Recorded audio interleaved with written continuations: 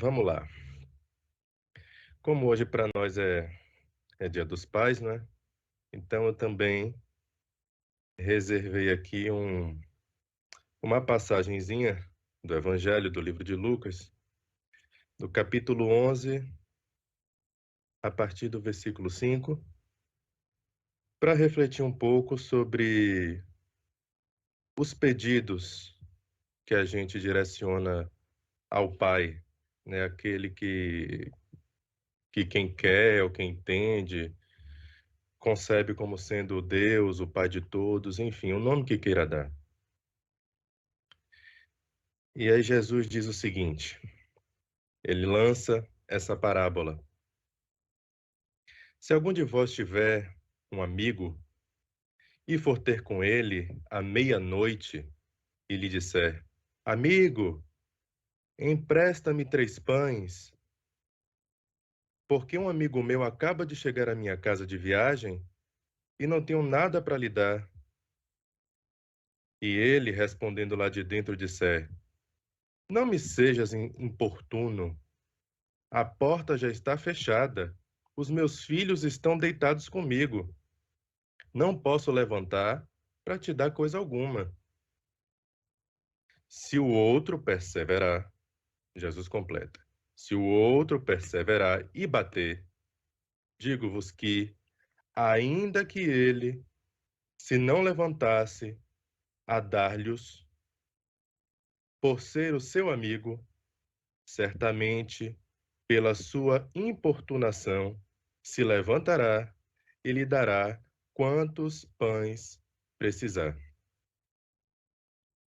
Ou seja, persista, não desista, peça, confie. E ele continua. Eu digo-vos, pedi e dar-se-vos-á. Buscai e encontrareis. Batei e abrir-se-vos-á. Porque todo aquele que pede, recebe. E o que busca, encontra. E ao que bate, se lhe abrirá. Se um filho pedir pão, qual é entre vós o pai que lhe dará uma pedra? Ou, se lhe pedir um peixe, dar-lhe-á ele, em vez de peixe, uma serpente? Ou ainda, se lhe pedir um ovo, porventura dar-lhe-á um escorpião? E eu paro por aqui para perguntar o seguinte. Partindo do pressuposto que o próprio Jesus disse que o reino de Deus se encontra nem lá e nem cá, mas dentro de nós, ou dentro de vós, o que por si só já me permite parar de ficar olhando para cima ou para os lados, evitar ter torcicolo, dor no pescoço. O que significa, então, pedir ao Pai? Essa é a minha pergunta. É interessante a forma, modo e a maneira que muitas das vezes algumas entidades se expressam deste laboratório. Eu peço coisas ou desculpas e clamo pela caridade de todos, mediante o acoplamento. Entretanto, de uma forma não menos respeitosa, tentaremos responder à pergunta do amigo. Uma coisa muito bendita nos manifestos por esta consciência mediúnica Edson Rosa. Quase todos os espíritos, amigos, assim como eu, convocamos a reforma interior e evocamos a cada um dentro do seu tempo e dentro do seu templo intimidade absoluta, na sua ingenuidade, a permuta do bom senso, da gratidão, da compaixão e de se amar. Entendemos com isso que muitas e muitas das vezes as pessoas tentam, e mediante essas muitas e muitas das vezes, algumas conseguem e outras não. O desespero é o apelo do ego, que mediante a falta de paciência, assim se desfaz da esperança, da serenidade, da humildade, da simplicidade e da piedade divina, que é sim semente viva e germinante na intimidade de todos nós. Vemos isto com um olhar respeitoso e zeloso, mas não menos esperançoso diante a convicção pura e límpida que há na nossa observação. A cada um é dado conforme o que se nutre. A vossa pergunta, meu jovem Rafael, é interessante. A resposta que nós podemos dizer é simples, mas não menos naturalizada com bom senso e fortificada com o consenso que o amor, que a tudo ajuiza, designa na nossa intimidade como existência viva. Naturalidade, meu amigo.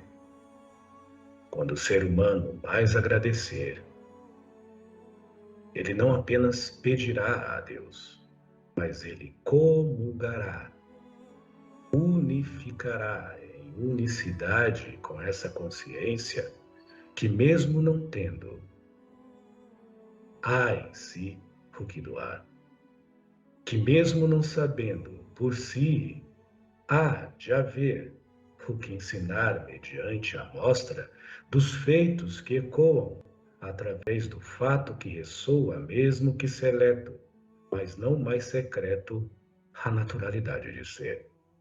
Entendemos com isso, meu amigo, que tempo a tempo, e a cada um também vá ao grau de maturidade mediante o bom senso, asserenado, admodestado, pacificado e não menos sostificado perante as determinações que designam o que o coração tem de convicção do que se faz melhor, mediante ao que se nutre, e perante ao maná de vida que concebe como razão, verdade e paz de espírito.